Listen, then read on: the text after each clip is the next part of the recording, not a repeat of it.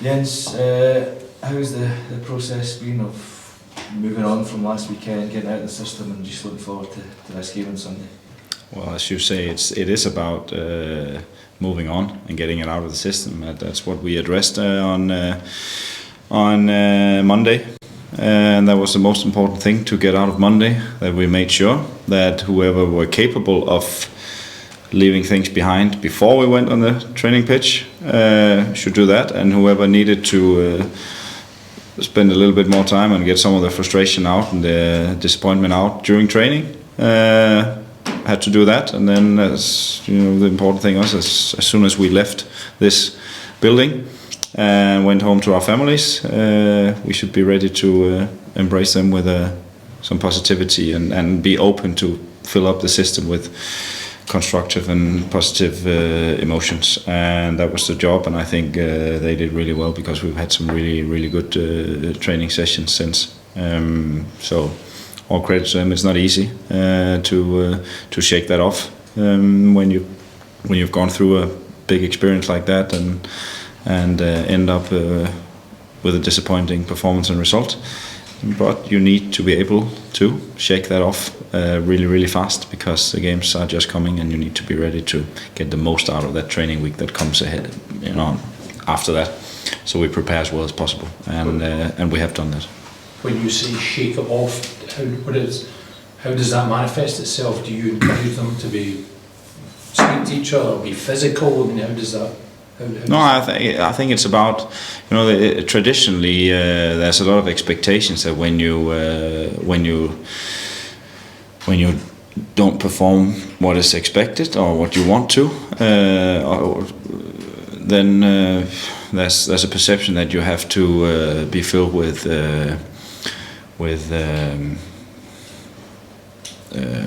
being ashamed. Being shameful, being angry, disappointed, frustrated, and some people are just cling on to these emotions, or have more difficult in letting these emotions go than others.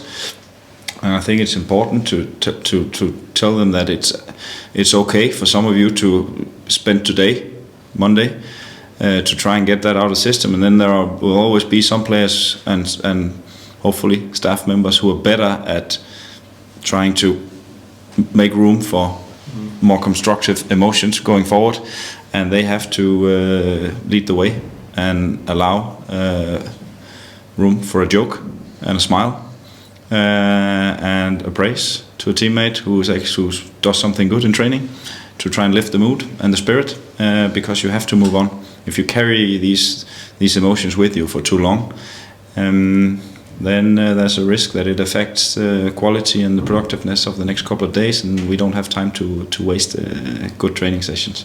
Did you say anything different to them on Monday that you wouldn't have normally said after a game that Motherwell had lost? Yeah, I think it's about addressing exactly that.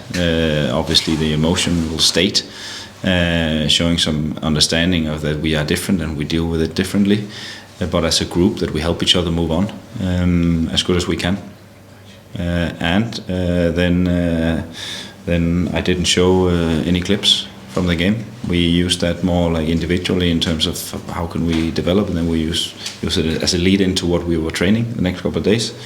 So it's not like we haven't dealt with the game and what we have experienced, but in a little different way. So we didn't make it too, we didn't rip up at something that we were trying to heal. Yeah, obviously there's a lot to look forward to. Is that the key big game on Sunday? If you go into the international break, you're in a very good position in the league. If you can get a win here, that will really help the process. Just kind of put that totally to bed as well. Yeah, and then I think there's in general a lot to look forward to, not just on Sunday, which is the next big task for us, but in general throughout the season and looking ahead of that. And even though it was a very tough game to lose and a really tough days for all of us and the fans included, and especially them who've been looking forward to that for a long time and who really showed up in incredible numbers to support us. Then it's not, that there's so much after that are so important that we can't dwell too long, even though some might expect us to carry that feeling on for a long time. But we need to make sure that we're ready and we're positive. We have a positive mindset because, as you said, we are in general in a good on a good path, and we want to stay on that path and not derail too far away from that. What is your thoughts on Aberdeen? They've obviously picked up a few clean sheets in the last few weeks. Oh yeah, they've won games, they've scored goals, they've had clean sheets. They are finding into their change of system better and better, and I think their level of energy and how fast they react in both ways is getting better. You can see it's a team that's growing confidence. You can see some of their really good individualists that they also had when we met them the last time, but who weren't at their best. They are growing confidence and sharpness. So it's going to be a harder test than it was last time, and it was hard enough. But I expect them to have raised the bar and to have grown. So we need to perform even better than we did the last time against them. Can this be a big November coming up for Motherwell? I think Aberdeen, Kilmarnock away, and then 2 Hearts and Hibs at home. It could be a month of big games, really. Well, yeah, I hope so. I also hope that October was going to be a big month, and September and December and January and so on. We are ambitious, and we're hopeful that the experience we've gathered so far, what we have learned so far from this group, and what we have been able to solve really well, and where we need to improve as a team, that we can take that experience with us into this next phase of the league and be a little bit smarter and a little bit sharper.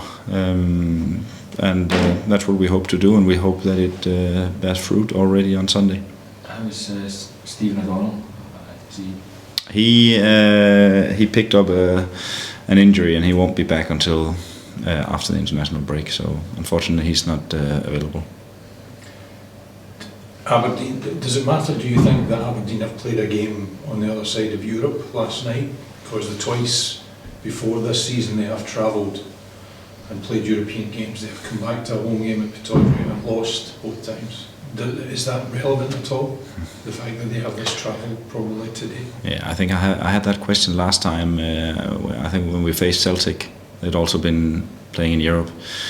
And my answer was, as I recall, that it's up to us to make sure that it's going to be relevant by really pushing them to the limit. And if we don't do that, then it's not going to be relevant. So if we get their game up into a very, very high tempo and it makes it really difficult for them, then it could be relevant at the end. But I also know that it's they have a lot of good players in the squad, a lot of players they can rotate with and keep the quality and the intensity. So we will see. It's not something that we address here. So it's not something that we use as either a fuel or as a lead into the game that they have played. It's modern football. We often play midweek games, and now it's going to come a lot of midweek games. And if I start to indicate to our players that it might be a more difficult game for them because they have played on the Thursday, I think unconsciously I plant a seed in our players that it's going to be difficult for us when we go into these weeks where we play midweek. So we just have to deal with it.